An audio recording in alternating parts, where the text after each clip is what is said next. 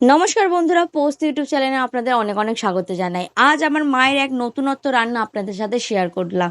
মা রান্না করেছিল শসা দিয়ে খলসে মাছের তরকারি, যা খেতে হয়েছিল দুর্দান্ত। প্রথমে শুকনো খোলায় জিরেকে ভেজে তুলে নেওয়ার পর সেই কড়াই জল দিয়ে দেওয়ার পর মা শসা কটা দিয়ে দিল। তারপর স্বাদ মতন লবণ আর হলুদ দেওয়ার পর চেরা কাঁচা লঙ্কা দিয়ে মা চাপা দিয়ে দিল। শসা যখন সেদ্ধ হয়ে গেল একটু ঘেঁটে আমার মা নামিয়ে নিল। তারপর খলসে মাছে নুন হলুদ মাখিয়ে সর্ষের তেলে মাছ কটা ভেজে তুলে নেওয়ার পর আবার সেই তেলেতেই আমার মা বড়িটা ভেজে নিল।